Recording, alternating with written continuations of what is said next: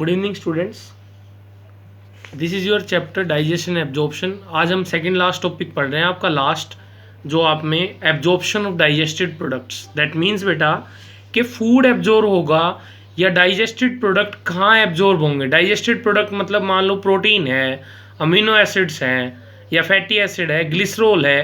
There are several type of substance are absorb in our body, but वो कहाँ होंगे, किस प्रोसेस से होंगे, कैसे कैसे जाएंगे बॉडी में। इंटेस्टाइन में कौन होगा, स्मॉल इंटेस्टाइन में कहाँ होगा, लार्ज इंटेस्टाइन में क्या जाएगा, वो सब आज हम डिस्कस करने वाले हैं। Absorption of different nutrient, absorption of different nutrient या absorption occur by simple diffusion.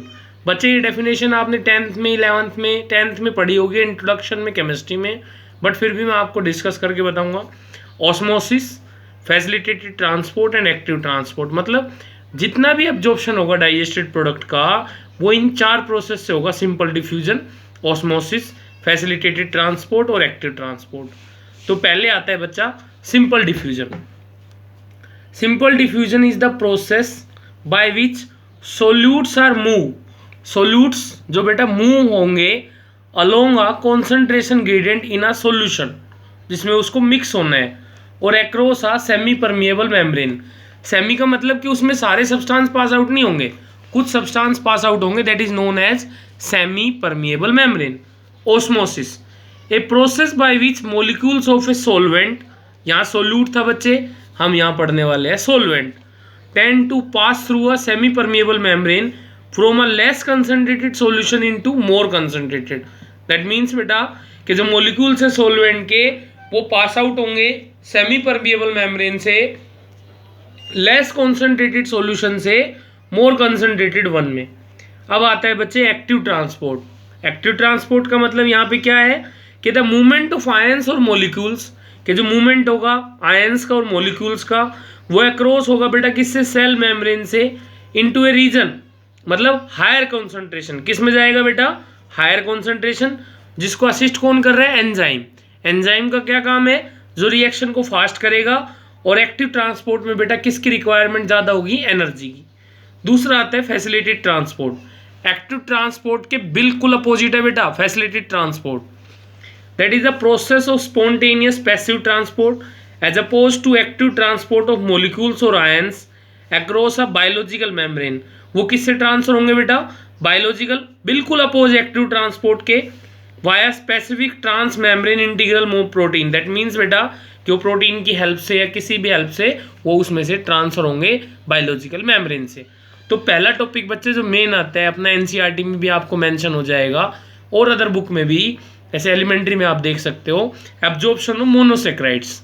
मैंने आपको पहले बताया था बेटा पॉलीसेक्राइड होता है, पॉलीसेक्राइड कन्वर्ट होता है ट्राईग्लिसराइड में, और ट्राई से मोनो, डाई, डाई के बाद मोनो, ऐसे वो सिंगल, ट्रिपल से डबल, डबल से सिंगल, मोनोसेक्राइड में आता है।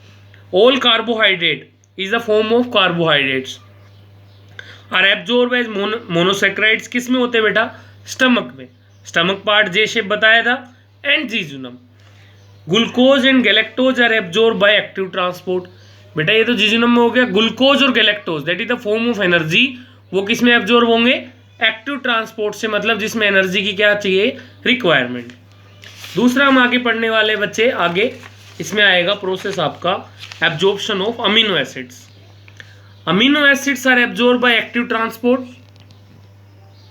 Amino acids are absorb by active transport and some amino acid are absorb by, मतलब किसी में तो एनर्जी की रिक्वायरमेंट होगी और जो बिल्कुल अपोजिट काम करेगा वो फैसिलिटेटेड ट्रांसपोर्ट है। It occurs mainly in the duodenum and jejunum. ये मेनली किस किस में होता है बेटा, डूडिनम में और जीजुनम में। डाइजेशन नॉर्मली 95 से 98% अमीनो एसिड्स क्या होंगे बेटा, of amino acids are absorb in the small intestine. They also enter the blood stream. ये किस में एंटर कर जाएंगे बेटा, ब्लड स्ट्रीम में एंटर कर जाएंगे। इज दैट क्लियर बेटा, ये एंटर करेंगे ब्लड स्ट्रीम में। That means amino acid absorb हुए एक्टिव ट्रांसपोर्ट से, कुछ अमीनो एसिड एब्जॉर्ब होंगे फैसिलिटेटेड ट्रांसपोर्ट से। इट अकर्स मेनली किस में होंगे बेटा, ये डूडिनम में और जीजुनम में। Normally 95 to 98% amino acids are absorb in the small intestine. They also enter the blood stream. वो किस में एंटर करेगा बेटे, ब्लड स्ट्रीम में एंटर करेगा। थर्ड पॉइंट अपना आता है कि absorption of fatty acid and glycerol, सीधा फॉर्म है बेटा, ये लिख देना। What is the absorption of fat, कि बॉडी में फैट कैसे एब्जॉर्ब होगी या फैट सोल्यूबल विटामिन कैसे एब्जॉर्ब होंगे, that is known as absorption of fatty acid and glycerol. All these nutrients are absorb by simple diffusion, बताया था मैंने हायर कॉन्सेंट्रेशन से, ये लोअर, ये मैंने आपको यहाँ बताया था सिंपल डिफ्यूजन कि move along a concentration solution process होते हैं, सोल्यूट्स मूव करेंगे सेमी परमेबल मेम्ब्रेन से। All these nutrients are absorb by simple diffusion. Fatty acid और ग्लिसरॉल इनसोल्यूबल होते हैं। बेटा आपको पता होगा कि जो फैट है और जो ग्लिसरॉल है वो सोल्यूबल नहीं है बच्चे वाटर में, therefore they can not reach the blood stream, वो डायरेक्टली रीच नहीं करेगा ब्लड स्ट्रीम में डायरेक्टली, दे आर फर्स्ट, पहले वो किस में जाएगा, small spherical water soluble droplets, जिसको हम क्या नाम देते हैं, मिसल्स। क्या नाम देंगे बेटा, micelles. That means that digested fat, micelles are the type of digested fat that are absorbed in the intestinal cells। बेटा लिख सकते हो आप, the micells are, ये क्या है बच्चे, that is the digested fat that are absorbed into the intestinal cells।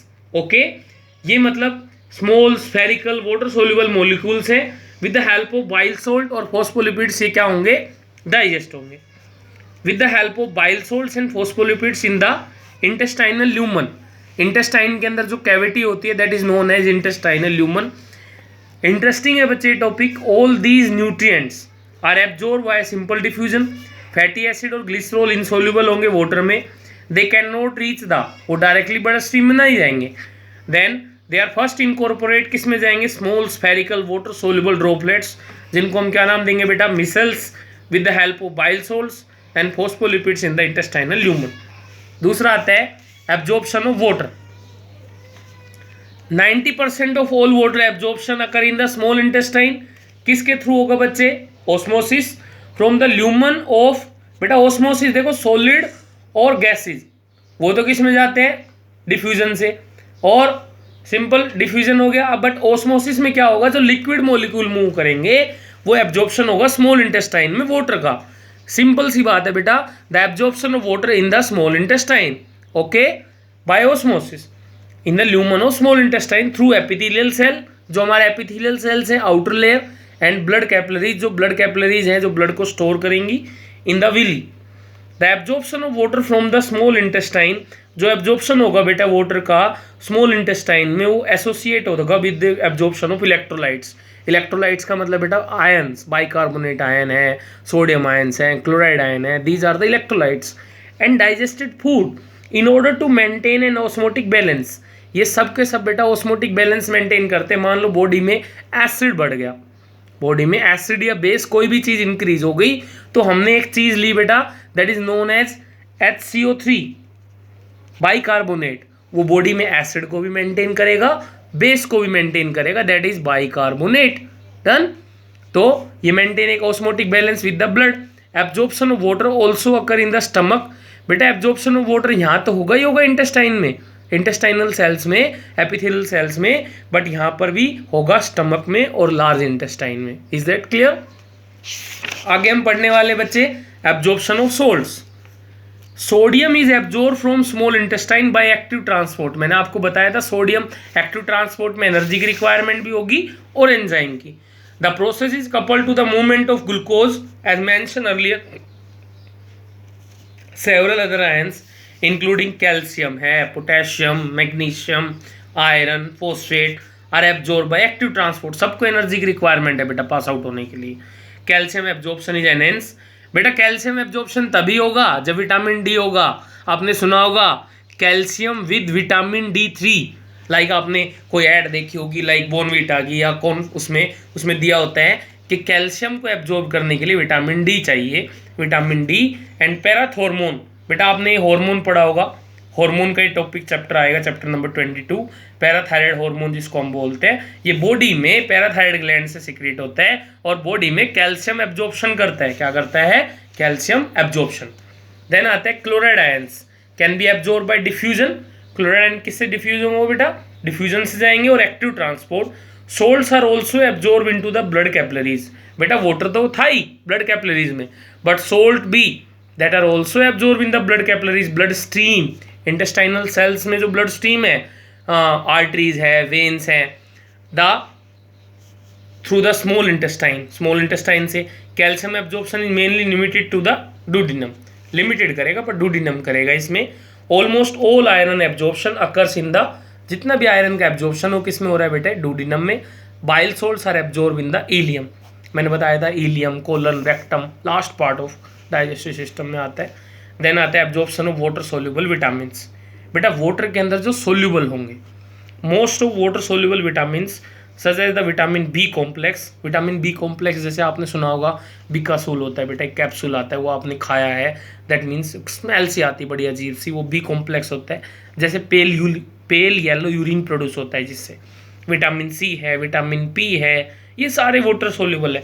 इसके बारे में डिस्क्राइब करूँगा बेटा। बी कॉम्प्लेक्स तो आपको पता है B1 B2 राइबोफ्लेविन जो है, सी भी आपको पता है भाई विटामिन सी होता है, लेमन में होता है, आंवला में होता है, बट विटामिन पी का मैं डिस्कस करूंगा, इसके बारे में आपने शायद नहीं पढ़ा। Are absorb by simple diffusion into the blood capillaries, but reabsorption दोबारा से रिक्वायर्ड होगा विटामिन B12, ये मैंने डाइजेस्टिव सिस्टम में अभी थोड़े दिन पहले पढ़ाया था। That is Castle intrinsic factor, that is describe by William B Castle. B12 protein को डाइजेस्ट करेगा, require combination with Castle intrinsic factor produce by stomach for its absorption. Okay, Castle intrinsic factor है vitamin B12 को जो digest करेगा। अब vitamin P है बच्चे, is use to describe a group of plant based substances. Vitamin P क्या है बेटा, डिस्क्राइब कर रखा है कि एक ग्रुप है प्लांट बेस्ड सब्सटेंसेस का, we now known as flavonoids. Flavonoids होते हैं बेटा टी में, जैसे जो हमें एक्टिव रखते हैं। When you are eating a salad खाइए आपने, सैलड में भी फ्लेवोनोइड्स होते हैं। With colourful plant foods you are getting a dose of vitamin P, मतलब जैसे आप सैलड लेते हैं तो उसमें क्या मिलेगी बेटा आपको, या आप कोई भी कलरफुल प्लांट फूड खाएंगे उसमें क्या होगा बेटा, विटामिन पी होगा। दूसरा आता है फंक्शन ऑफ एल्कोहल। जो एल्कोहल है वो लिपिड सोल्यूबल है, it begins to be absorb, ये एब्जॉर्ब होगा बेटा किसमें, स्टमक में। जो सरफेस एरिया एब्जॉर्प्शन का वो मच ग्रेटर है किसमें, स्मॉल इंटेस्टाइन में, then in the stomach. So when alcohol passes into the duodenum, जब भी एल्कोहल पास होगा डुओडेनम में वो एब्जॉर्ब बहुत जल्दी होगा बेटा, रैपिडली। आपने सुना होगा स्टमक में होता है, लीवर में, स्टमक में यहाँ मेनली है कि सबसे पहले एल्कोहल का एब्जॉर्प्शन स्टमक में होगा। However surface area for absorption is much greater in the small intestine than in the stomach. Thus, amino acids, monosaccharides, short chain fatty acid, mineral water soluble vitamins and water are absorbed into the blood and fatty acid. Glycerol, glyceride, fat soluble vitamins are absorbed into the lymph. lymph में बता चुका हूँ बेटा, fluid होता है। Blood vascular system में भी ये टॉपिक आएगा। कलरलेस एक येलोविश पेल येलो फूड होता है। इसमें function of vitamin P sorry not only works to maintain healthy bones and teeths, मतलब ये सिर्फ फंक्शन नहीं करेगा हेल्दी बोन और टीथ को मेंटेन करने में, but it also help to build up the body immune system. Vitamin P क्या करता है बच्चे, बॉडी का इम्यून सिस्टम भी बिल्डअप करेगा। Combating the process in which cells become damage and defective getting, यहाँ पे आपका दे रखा है गोर hit of vitamin, that means बेटा यहाँ पर दे रखा है गोर hit of vitamin P, that means can help stop chronic disease, मतलब ये हमारी बॉडी में प्रिवेंशन करेगा इम्यून सिस्टम का, ये हमारी बॉडी में कैंसर से प्रिवेंट रखता है, हमें हार्ट डिजीज से प्रिवेंट रखता है इन देयर ट्रैक्स। अब बच्चे एक लास्ट टॉपिक बचता है आपका डायग्राम का, पहले बस आप ये देख लीजिए, एक शॉर्ट में बता रहा हूँ कि जो स्टमक है, the stomach that absorb water, alcohol, monosaccharide, some drugs, some salts. बच्चे आप इसका कैसे करेंगे, आप इसका स्क्रीनशॉट ले सकते हैं यहीं के यहीं, और फिर इसको आप आराम से डायग्राम को नोटबुक में बनाएंगे। Duodenum, iron, calcium, amino acids, iron, calcium, amino acid का डाइजेशन या एब्जॉर्प्शन होगा डुओडेनम में। जीजुनम में होगा monosaccharide, amino acid, fatty acid, glycerol and vitamin water. Ileum में होगा विटामिन B12 का, बाइल सॉल्ट का एंड वाटर का। शॉर्ट फॉर्म करा रहा हूँ बच्चे, 2 मिनट में पूरा टॉपिक रेडी हो गया। लार्ज इंटेस्टाइन में water, some minerals, largely sodium chloride, some drugs, vitamins produce by bacteria. तो बच्चे हमने स्टार्ट कहाँ से किया, स्टमक से, फिर डुओडेनम, फिर जीजुनम, फिर इलियम, फिर लार्ज इंटेस्टाइन। ये है stage of absorption of nutrients and drugs in the GIT बोल सकते हो आप इसको, इन शॉर्ट लिखते हैं GIT, गैस्ट्रो इंटेस्टाइनल ट्रैक्ट, या जो मतलब हमारा डाइजेस्टिव सिस्टम का पार्ट है. Okay, I hope you enjoying the lecture. Please like and subscribe my channel for further motivation. कल आपको लास्ट टॉपिक के साथ मिलेंगे, disorders of digestive system. Okay बेटा.